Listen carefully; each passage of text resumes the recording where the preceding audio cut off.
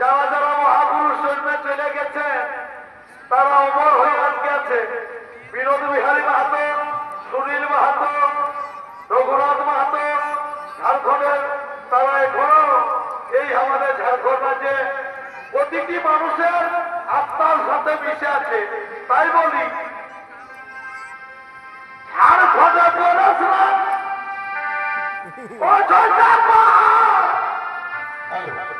ছোট নাগপুর হাওড়া কমে যা ভান্ডার